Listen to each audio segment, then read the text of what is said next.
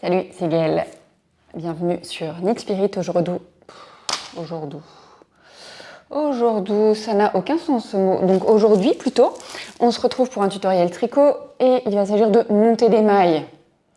Monter des mailles, on a déjà monté 1000 fois des mailles ensemble, mais aujourd'hui, le résultat, trop mignon, on est parti.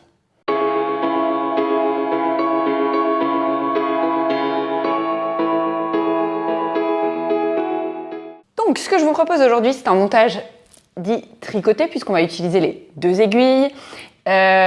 Montage hyper pratique, parce que vous savez, il n'y a pas besoin de laisser une tonne de fils, là où vous ne savez pas trop combien il faut qu'on laisse, et du coup, on en laisse toujours trop, et puis des fois, on n'en laisse pas assez, c'est pénible. Bref, on ne va pas faire ça. Donc, montage tricoté, qui va donner... une fois le montage terminé, deux petites tresses en fait, c'est trop mignon. Alors attention, c'est pas un montage qui est hyper élastique, du coup je l'ai pas encore testé sur des chaussettes, mais je suis pas sûre que ce soit idéal. Par contre, sur une bordure de châle ou enfin d'autres choses, c'est vraiment, le rendu est trop mignon.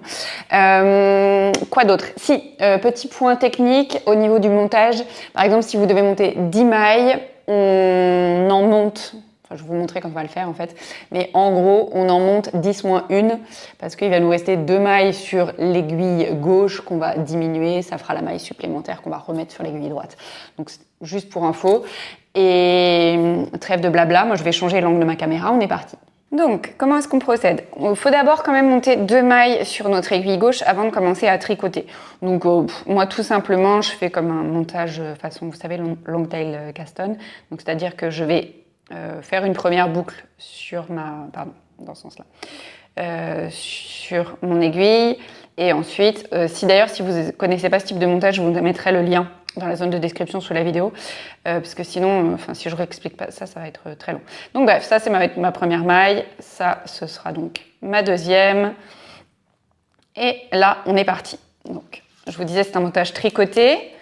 Du coup, vous voyez, j'ai pas laissé grand chose, juste ce qu'il faut pour après pouvoir rentrer mes fils.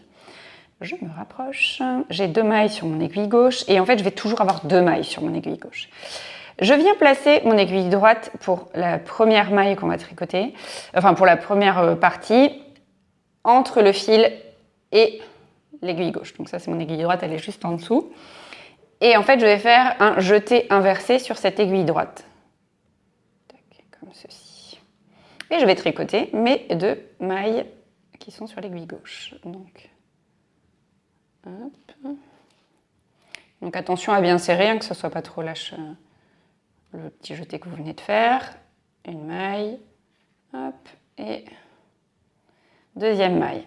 Et donc ces 2 mailles que je vais tricoter, je vais les repasser sur mon aiguille gauche. Hop, donc attention, bien passer les mailles. Donc je les passe sans les tordre. Vous voyez comment je pique, hop, de gauche à droite. Tac. Donc là, une fois que je suis prête à retricoter, je resserre un petit peu la dernière maille que j'ai tricotée pour être sûre qu'elle ne se sauve pas. Enfin, que ça ne fasse pas trop lâche, pardon, surtout. Et là, je refais un jeté inversé. Donc vous voyez, j'ai une maille sur l'aiguille droite, 2 mailles sur l'aiguille gauche. Je refais un jeté inversé.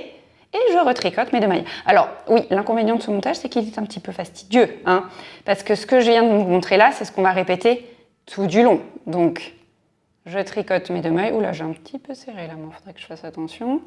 Tac, une maille, 2 mailles. Et donc, je repasse ces 2 mailles que je viens de tricoter sur l'aiguille gauche. Oui, c'est un peu long, mais franchement, le résultat, il est tellement chouchou que je trouve que ça vaut le coup de prendre un peu de temps.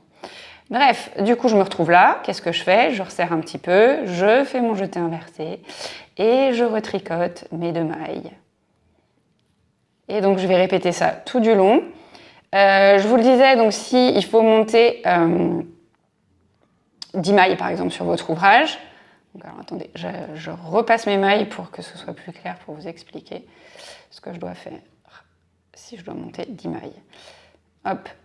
Je vais quand même continuer pour vous montrer la fin avec plus de mailles, que vous voyez mieux le résultat des tresses. Donc si je dois monter 10 mailles, en fait, je vais m'arrêter quand j'aurai 9 mailles sur mon aiguille droite Et toujours 2 mailles ici. Vous allez me dire, hey, Megan, 9 plus 2, ça fait 11. On est d'accord. Jusqu'à ce niveau-là, on est d'accord. Sauf qu'il y aura une petite manip à faire à la fin pour avoir vraiment les 10 mailles. Donc bref, moi je vais monter plus que 10 mailles parce que j'aimerais vraiment qu'on voit. D'ailleurs, on le voit, hein, le début de la tresse, il y a une tresse ici et l'autre tresse est de l'autre côté. On commence à le voir, mais pour qu'on le voit vraiment, vraiment bien, je vais monter beaucoup plus de mailles et je vous retrouve quand j'aurai un nombre suffisant de mailles qui fera que vous voyez vraiment bien. Bien, du coup, là je me suis arrêtée, j'ai 15 mailles ici et donc mes 2 mailles normales sur l'aiguille de gauche. Donc on va dire que je vais monter 16 mailles, donc vous voyez là le résultat des doubles tresses, on le voit quand même beaucoup mieux. Tac. Eh bien, ce qu'il suffit de faire pour avoir la maille supplémentaire, c'est qu'en fait on va rabattre la maille la plus éloignée de la pointe par-dessus la maille qui est la plus proche. Tac. Et on vient la replacer sur l'aiguille ici. Et du coup, hop, on est bon.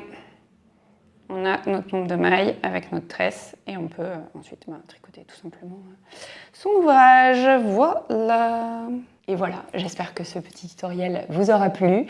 Si vous avez déjà des idées d'utilisation de ce type de montage, je serais très curieuse de savoir ça dans les commentaires. Moi, pour ma part, je vais essayer de l'utiliser pour des chaussettes, puis je verrai si ça match ou pas. Je vous mettrai peut-être du coup dans la zone de description sous la vidéo un update quand j'aurai testé ça pour que vous puissiez savoir si ça vaut le coup de vous embêter à faire ça pour des chaussettes ou pas.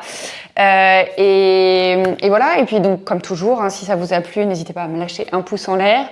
Et si vous n'êtes toujours pas abonné à la chaîne, faites-le, il y a une nouvelle vidéo tous les lundis à 18 h qui tombe. Du coup, d'ici là, moi je vous fais plein de bisous et je vous dis à très vite.